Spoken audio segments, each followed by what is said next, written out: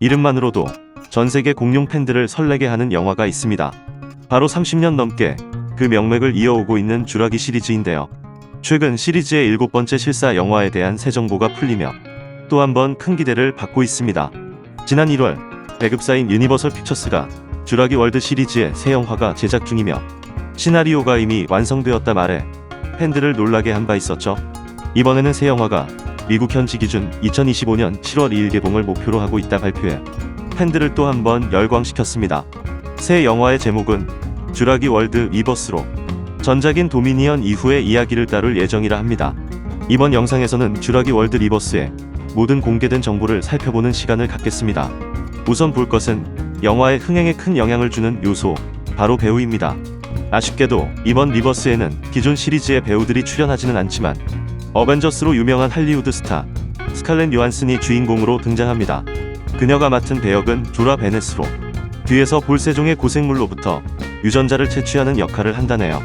외에도 뛰어난 연기력으로 호평을 받은 조나단 베일리가 작중 고생물학자인 헨리 역으로 출연하며 아카데미 조연상을 거머쥔 실력파 배우 마허셜라 알리가 작중 유전자 채취팀의 일원인 덩칸으로 출연합니다. 쥬라기 시리즈의 전작들과 마찬가지로 배우들의 연기력이 논란이 될 일은 없어 보여 다행이네요. 일단 출연진이 화려한 만큼 스토리를 얼마나 잘 짜고 연출을 얼마나 잘 하냐가 핵심이 될 것 같습니다.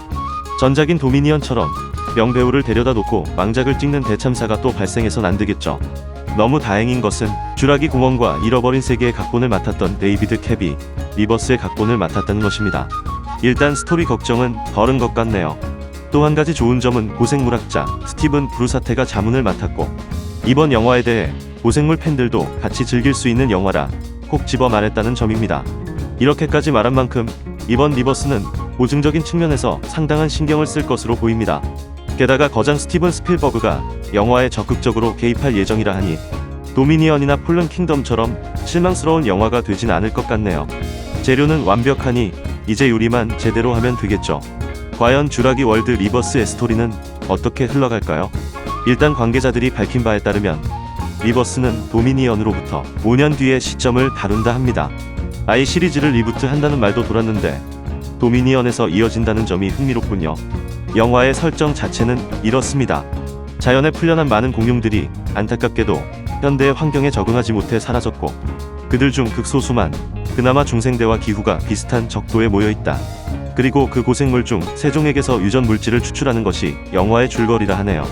작중 인류는 모종의 이유로 심각한 위기를 맞은 것으로 보이는데요.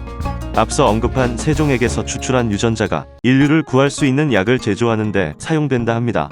또한 배역 중에 거대 제약 회사에 속한 인물들이 등장하는 만큼 주인공 일행은 아마 이 회사의 의뢰를 받은 것으로 보입니다.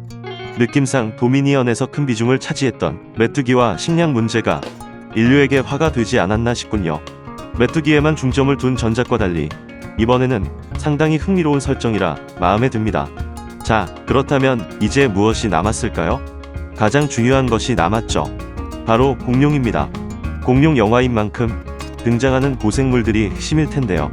그 중에서도 스토리의 큰 축을 맡은 조라 일행이 유전자를 채취해야 하는 세종의 고생물, 인류를 구할 열쇠, 그 정체를 놓고 팬덤이 뜨겁습니다. 일단 쥬라기 월드 채널의 새 영상에서 제작진들은 그 세종의 고생물을 두고 The three most colossal creatures 이라는 표현을 사용했습니다. 직역하자면 적도로 이동하여 살아남은 가장 큰 고생물 세종인데요. 팬들은 이를 육해공에서 각각 한 종씩 맡아 스피노사우루스, 모사사우루스, 케찰코아툴루스가 아닐까 추측하고 있습니다. 이에 대한 근거로 크리처라는 표현을 썼다는 점을 꼽았는데요. 바다 도마뱀인 모사사우루스와 익룡 케찰코아툴루스는 공룡이 아니기 때문에 다이노소어 대신 크리처를 사용했다는 거죠. 모사사우루스가 월드 시리즈에서 항상 신스틸러를 맡았음을 감안하면 충분히 가능성 있는 주장입니다. 케찰코아툴루스 또한 전작에서 어마어마한 크기로 주목을 받은 바 있고 말이죠. 사실 해외 팬덤에서 이렇게 두 종은 거의 고정된 듯한 분위기인데 육지에 그 한 종이 누구냐를 놓고 열띤 토론이 벌어지고 있습니다. 시리즈의 상징인 티라노사우루스다, 티라노보다 거대한 스피노사우루스다로 갈리고 있는데요. 개인적으로는 스피노사우루스일 확률이 좀 더 높은 것 같습니다. 일단 쥬라기 시리즈의 모사사우루스와 케찰코아툴루스의 특징은 실제 고생물보다 훨씬 크다는 점인데요. 이들이 거대한 크기로 자랄 수 있던 것에 대해 모종의 유전 물질이 작용했고, 그 유전 물질이 인류의 생존의 핵심 열쇠가 아닐까 싶습니다. 그리고 그 유전자는 스피노사우루스에게도 있으며, 그래서 실제 공룡과 그렇게 모습이 다르고 크기도 더 크지 않나라는 생각을 해봤습니다. 물론 티라노사우루스가 등장하지 않을 리는 없습니다. 일단 등장은 확정인데 도라 일행이 상대해야 하는 육지의 그 가장 큰 동물이 티라노가 아니라 스피노일 가능성이 있다는 거죠. 그렇게 된다면 비중이 스피노 쪽으로 좀 더 기울지 않을까 싶습니다. 개인적으로는 둘 중 어떤 공룡이 그 종일지라도 재미 하나는 확실할 것 같군요. 지금까지 쥬라기 월드의 4번째 실사 영화이자 시리즈의 7번째 영화 리버스에 대한 공개된 정보를 살펴봤습니다. 든든한 각본, 실력파 배우들의 흥행 보증 수표인 공룡들까지 망하기가 쉽지 않을 것 같습니다. 내년 7월 개봉인 만큼 조만간 또 예고편이 풀리고 할 것 같은데요. 저는 다음 정보가 공개되면 새 영상으로 인사드리겠습니다.